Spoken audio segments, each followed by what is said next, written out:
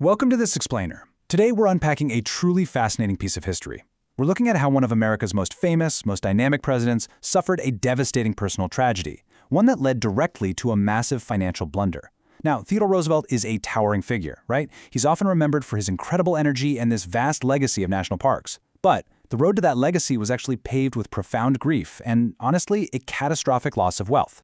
So how did a catastrophic financial failure create one of America's greatest presidents? Well, let's dive into this paradox and see exactly how Theodore Roosevelt's absolute worst investment actually forged his legendary conservation legacy. It's one of those stories that proves sometimes our biggest, most reckless mistakes are exactly the crucibles we need to find our true purpose. But to figure out how a future American president managed to lose an absolute fortune in the wilderness in a single season, we've got to look at the financial environment he was stepping into. Section 1. The Dakota Cattle Boom. To really understand Roosevelt's plunge, we first have to look at the massive financial bubble that was gripping the Eastern elites in the 1880s. And trust me, this wasn't just a niche investment, it was an absolute frenzy. 20%.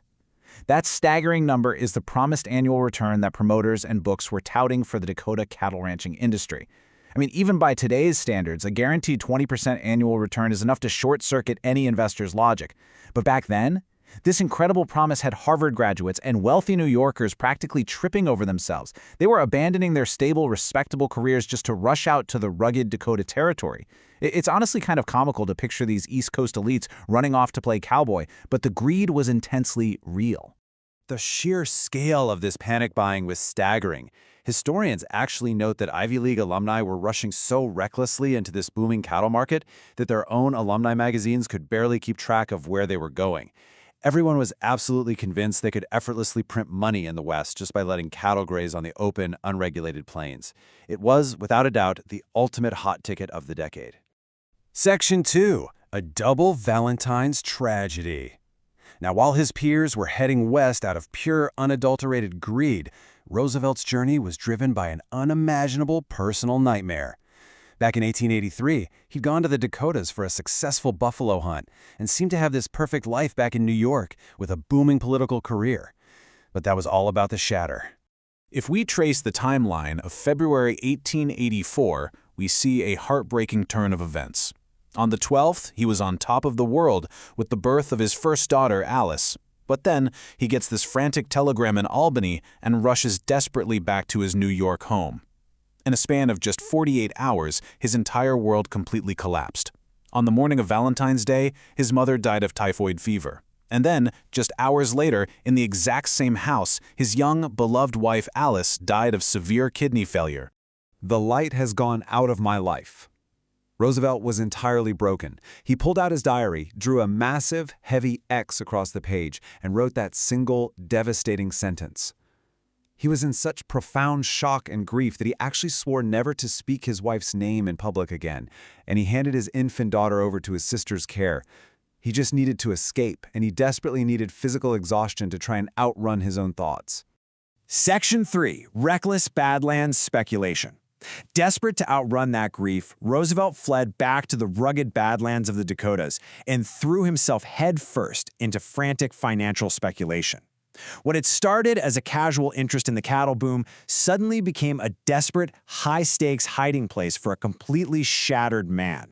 He dumped an absolute fortune into the Elkhorn and Maltese Cross ranches. I mean, he blindly handed over a massive $10,000 up front to locals like Sylvain Ferris and Bill Merrifield to build him a ranch, and he did this without doing any real homework. To put that into perspective, 10 grand was vastly more than his own annual salary at the time. Over a short period, his total investment swelled to an incredible $85,000. But you see, he wasn't really investing. He was buying distraction. He wanted to be bone-weary every single night, riding for hours in the saddle, just so he wouldn't have to think. And this brilliantly illustrates historian Joe Moore's concept of time in investing. Roosevelt was entirely trapped in what we call fast time. He was running from grief and throwing huge sums of money at a complex industry, just hoping to ride the wave of immediate profits. He was completely ignoring the slow time, that methodical, patient learning process you actually need to understand the environment, the climate, and the bottom-up mechanics of surviving in the harsh cattle business. If you bypass that foundational slow time, well, the terrain is eventually going to catch up to you. Section 4. The Catastrophic Winter. because that lack of slow time preparation set the exact stage for a brutal collision with the unforgiving forces of nature. When you ignore the environment eventually pushes back. The sheer sensory extreme of the disaster that hit these unregulated, overgrazed plains is honestly hard to even fathom. The winter of 1886 to 1887 was the absolute worst in living memory. Because of the whole investor frenzy, the plains had been picked completely clean of grass. So, when endless blizzards hit and temperatures plummeted to -41 degrees Fahrenheit, it was apocalyptic. Starving cattle were documented literally eating the tar paper off the sides of buildings. In their desperation to eat anything, cattle climbed onto snowdrifts to reach tree branches, and were later found frozen to death suspended high up in the trees when the snow finally melted. Those promised 20% profits vanished overnight. When spring finally arrived and the rivers thawed, countless carcasses just floated downstream. An astounding 80% of the region's entire cattle herds were completely wiped out. Roosevelt returned from a trip out east to find his investment absolutely obliterated, taking more than half of his own cattle with it. He eventually had to sell off his remaining interests at a staggering loss. Section 5. Forging a conservation legacy. It was an absolute financial catastrophe. There's just no way to sugarcoat it. But paradoxically, this devastating failure was exactly what Roosevelt needed to heal, to connect with the American people, and to completely transform his entire worldview. Emerging from the ashes of the Badlands, Roosevelt was a completely changed man. His grief had been tempered by the harsh frontier, and his boundless energy was finally focused forward. More importantly, he realized firsthand that natural resources are strictly finite. He saw exactly what happened when investors and unchecked corporate exploitation were allowed to blindly ravage a landscape.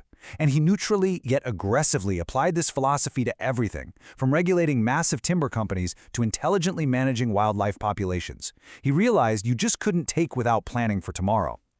When he eventually became president, this very lesson drove his greatest achievement. He protected an unbelievable 230 million acres of public land. Now, to give you a real sense of scale for that number, that is the equivalent of saving 84,000 acres of land every single day he was in office. Just think about that volume. This was land set aside for national forests, parks, and monuments, protected from the very same fast-time exploitation he had once participated in. And he pursued this conservation with the aggressive spirit of a frontiersman. When Western corporate interests pressured Congress to stop him from creating more national forests, they attached a rider to a must-pass agricultural funding bill. But can you believe what he did next? Roosevelt outsmarted them using a pocket veto loophole. Working frantically over 8 days right on the floor of the Oval Office with his chief forester Gifford Pinchot, he drew lines on maps and created 84 new national forests by executive proclamation. 10 minutes later, he signed the bill that was designed to stop him. Congress literally couldn't do a thing about it. So, as we wrap up this explainer, we have to ask ourselves a fundamental question about how we operate. Roosevelt found his soul in the Badlands, but his empty wallet proved that absolutely nothing replaces the hard work of researching and preparing. Are we letting the panic and greed of fast time drive our investments and our life choices? Are we just blindly chasing the next hot ticket because everyone else is? Or are we taking the slow time required to truly understand the terrain, to learn from the bottom up, and to build a legacy that actually lasts? Take a good look at your own terrain and make sure you really know the environment before you ride out into it.